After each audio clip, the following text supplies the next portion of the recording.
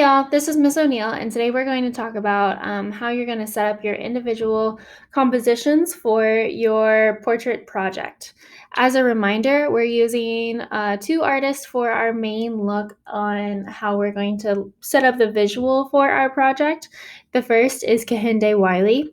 Kehinde Wiley is a contemporary artist right here, and he uses people of color and sets them up in traditional poses that you would typically see in an art history museum.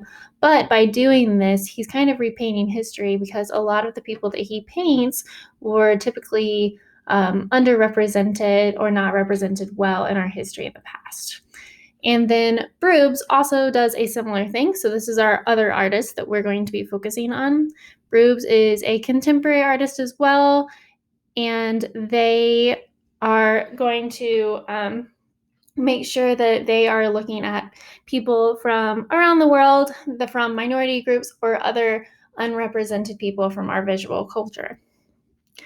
So they're going to be our main kind of idea for the composition, and then Kehinde Wiley is going to be what we're pulling our symbolism for the flowers and the background from. So you'll notice in a lot of Brubes artworks that they have a lot of both foliage and flowers. And the combination of the two is really what is going to make it feel like a cohesive thing, along with making sure that there is at least one circle in your image, although you are allowed to have multiple, as you can see along the head of MLK. And then there's also one solid background. Whenever you're doing any kind of collage artwork, it's easy to quickly make things feel fuzzy or difficult. So both in their artwork and in our artwork, we're going to make sure we follow a couple simple rules. The first thing is you need to have at least two flower choices. Those flower choices are going to be anything that's kind of important to you. So brief run through of mine. This is the flower of France. I am not from France, but my family is Cajun, which is French influence down south. And then I also have magnolias because of all the southern sayings that I have in my family. So these are magnolia leaves. Tulip trees because I park next to one all the time. And then camellia, that's these flowers here. Those are the state flower of Alabama, which is where I'm from. So now I'm going to walk you through how I did mine, keeping in mind that we're going for this idea of a radial symmetry. Now there are some, like this one, that's not perfectly radial. It's kind of more asymmetrical than anything, but it still has a spot of radiating symmetry.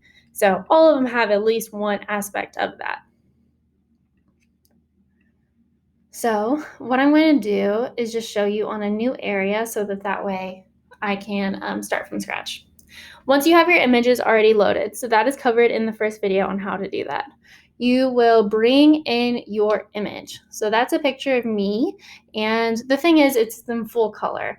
And even if you spent lots of time trying to figure out how to make the lighting absolutely perfect, we are not going to want to have any color in our image. So instead, what we're going to do is we're going to go up to the option Adjust, and we're just going to bring the saturation all the way down. Saturation is the amount of color that is in your image. Now, we don't really need any color in our image because it's just one distractor from the overall composition. So we're just going to take all of the saturation out. Now, the next thing I'm going to do is I'm going to consider if I want to crop anything or adjust the way it's set up. Now, in my one that I did previously, I did decide I don't need all of this area at the bottom, so I went ahead and cropped it up. And by doing that, it just kind of limits the length of my picture. I also went through and I straightened it out, or at least I tried to the best of my ability. And once you've gotten it pretty much to where you think like, okay, that's a good starting point, you can start thinking about the actual things you're going to put in it. Now, notice I haven't talked about the background yet. We'll do the background last. So when we think about the Brubes images with all of these things, these circles in the background, there is an option in Canva to give you these as well. That's going to be in the element section. So all of your photos belong in uploads. and the circles are going to be in the elements. So you'll see it has like lines, shapes, frames, all this jazz, but we really just need one circle. So it'll give us one. And then you'll notice, oh my goodness gracious, it is on top of my face. So that's not really what we need. So anytime we select an image or an object or anything like that, it will pop up with a series of options that we can use to edit those on the right-hand top side. If I hit position and then I send it backwards, then it sends the layer of this circle behind the layer of my face. So that way it's pushed back. Now, to make it just the area that is behind my head, I can grab the corner and it will keep its ratio and shrink it down.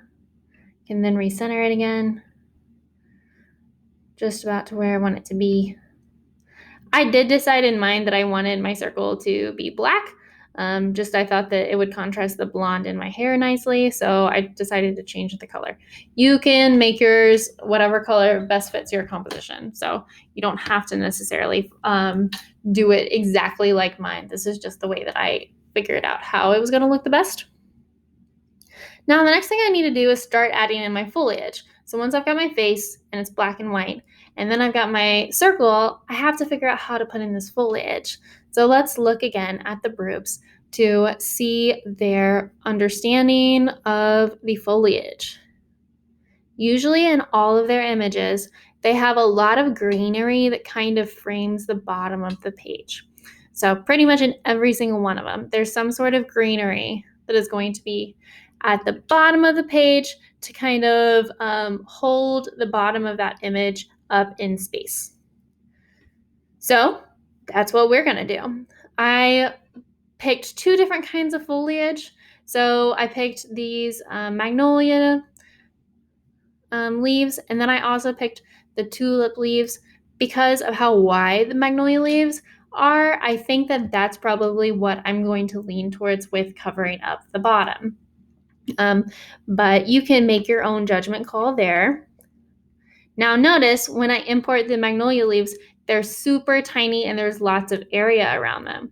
I can also crop that by double clicking the image. So I'll do it again.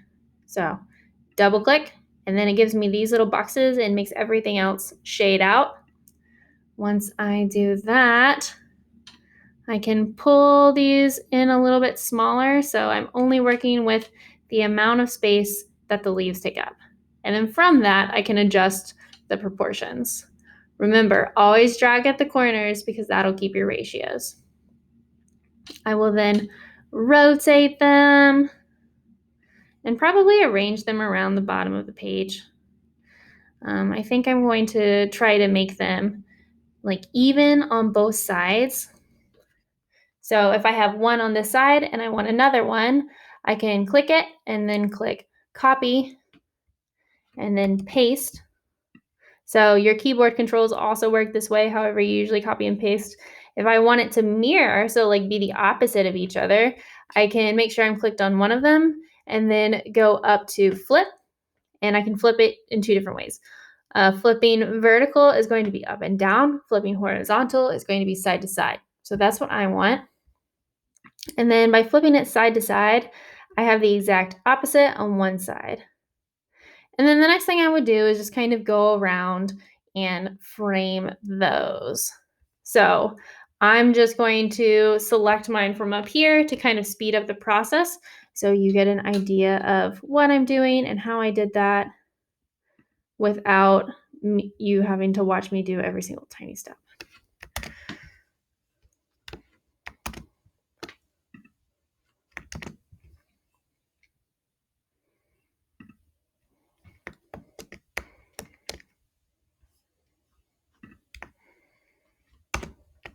Okay. So moving them in order, and I'll explain what this part was in just a second.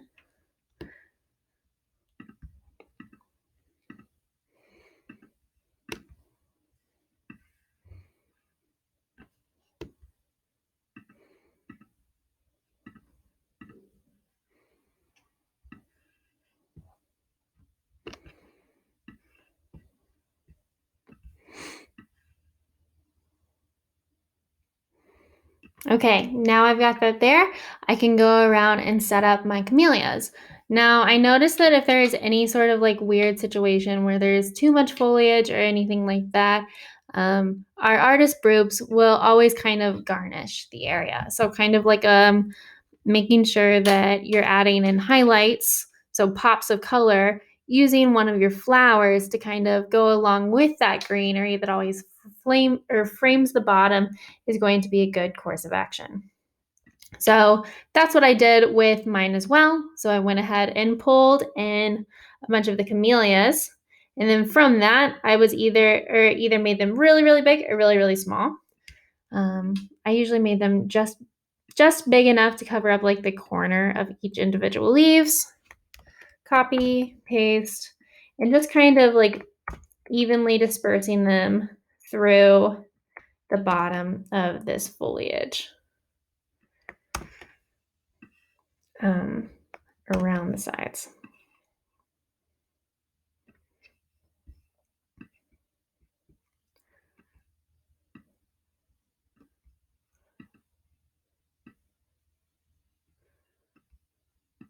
Okay, yeah.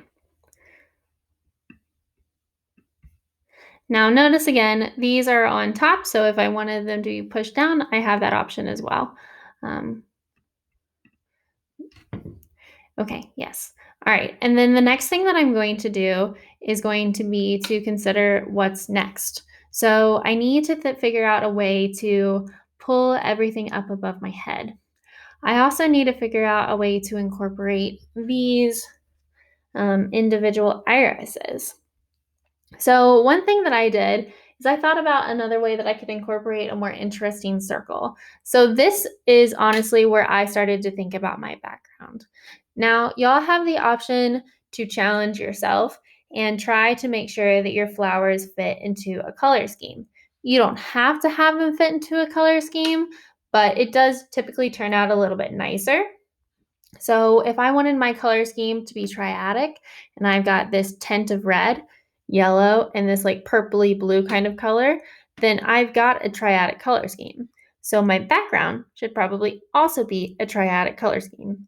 So I made it this kind of pinkish color. Now, when you look at your options for your background, it does come up with all of these here. These are swatches that are found in your individual colors or individual photos. So you can actually pull from your individual photos if you're wanting a little bit more of a natural look to it. But that's how I got this pink. It's probably from like blush on my cheek or something like that. The next thing I did was to pull another circle through, and I wanted to put it all the way behind everything. So I made it pretty darn big. And then, so I didn't cover up my whole entire face, I made sure to go to positions and push it all the way to the back. So there is a difference between to the back and backwards. All the way to the back is going to mean it's like right before the background, and that's it. Think about rearranging individual sheets of paper. And then I made it a lighter color to separate it from my background and my halo that I had before. I also made my halo just a little bit smaller, so I had a little bit more room to work with. Ooh. Okay. From there, I decided to start thinking about how I could incorporate my next thing of foliage. So, along with like what I said about the bottom is usually always framed with foliage, there is usually some kind of foliage that carries through on top, something that points to the heavens and points around the areas, leading your eye up the page, kind of radiating out from your face. So that's what I used my tulip leaf for. So a tulip tree is the Indiana state tree. And so I decided to use it. I also work at a garden shop and I park right next to one every single day. Now the layering for this got a little bit tricky. So I wanted to make sure that it was going to go all the way around my circle, but I also wanted it to be under my black circle, but above my gray circle. So what I had to do here was go to my individual settings with position, and I sent it to the very, very back first. And then I pulled it up just one layer. So if I send it to the very front, it doesn't do anything. But if I pull it up forward, that's just moving it up one individual layer. So it's just above the gray. And that's exactly where I need it to be. And I did the whole thing all the way around. Now, so you can kind of see how that worked out. And I did it all the way around, and just to save time, I'm not going to do that in this video for you. Once I finished this though, I kind of was at a loss for what to do next. I thought maybe I should go ahead and put in the irises the same way I did the other things. But then I also, a part of me thought that there wasn't enough of the pink camellias. So what I did was I used the same camellias again, just a little bit smaller. And when I put those in, I really felt like it was kind of like the turning point for my image.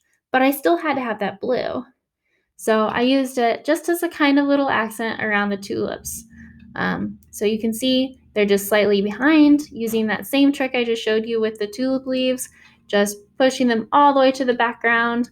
That way that they would be in perfect harmony with everything else. So think about unity. Think about unity, how you can unify the thing together. If you get to the very, very end too, and you realize it's like totally off to one side and you're terrified on moving any one thing, there's one last trick that I want to show you. If you press down on your keypad and then highlight all of your area, it pops up with all of these boxes. And what it does is it will actually group everything you have.